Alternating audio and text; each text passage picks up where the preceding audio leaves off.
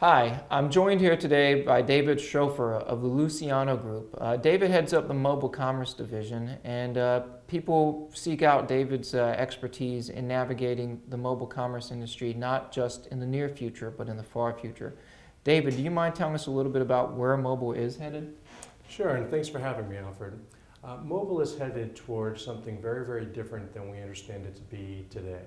Of course, a mobile phone started out as a phone, and it's evolved very quickly since only 2007, the last 5 years, into a smartphone, a different kind of device that uses applications, etc. That's a fundamental shift in and of itself, but where it's going is even more extreme than that. Think of how ubiquitous a credit card is. A credit card is just something you're familiar with. You know how it works, you know what it does. Well, a lot of the functionality from credit cards, debit cards, loyalty cards, coupons, all of those different things, even identification elements such as a driver's license, are all being moved into a mobile phone. And it's not going to happen overnight, and it's not something everybody's going to use tomorrow, but over time, next 4 or 5 years, this will be the way, a mobile phone will be the way a consumer tends to interact with a merchant. Now, this is a worldwide phenomenon. This is not something that's just taking place in the United States. What are some of the social implications of mobile in regards to the rise of mobile payments? Well, they're significant. Take one of the first best cases of mobile payments in Africa, actually. A product called M-Pesa was launched by its mobile provider called Safaricom. And the impact was tremendous. It's a cash-based society, so until M-Pesa came along, its users tended to use cash for everything. What that meant was where you and I would probably pay a bill using bill pay or a check or the mail or what have you, people in Kenya would get cash in their pocket and in some cases get on a bus and go across town or even farther to hand cash to the entity that they owed that cash to.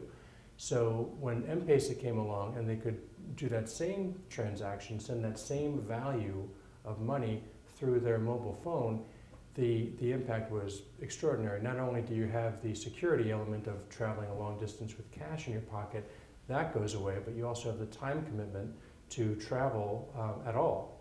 You can do a transaction in a matter of minutes that used to take an entire day. Wow. David, you wrote a book in 2010, The Smartphone Wallet, and you have a new book coming out, I understand. Can you tell us more about that? Sure, the new book just came out. It's about the Google Wallet.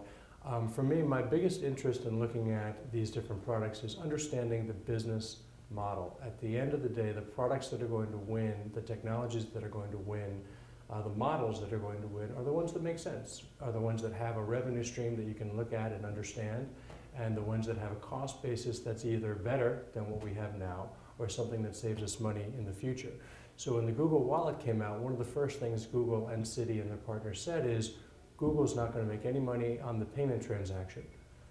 Well, the payment transaction is kind of why we all come to play in this, right? So I wanted to understand, why are they in this at all if they're not to make money off of the payment transaction?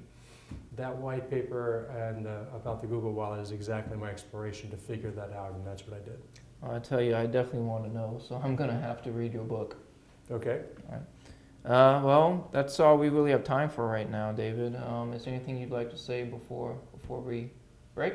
I'd say stay tuned is my biggest message to anybody looking at the mobile commerce industry. It's developing very, very, very quickly. There are going to be a lot of products that are going to come and unfortunately go before this whole industry stabilizes. But what's happening right now is very exciting, and some of it points to where we're going to be in the future and some of it doesn't. All right. Well, thanks for stopping by, David. My pleasure. Thanks, Alfred.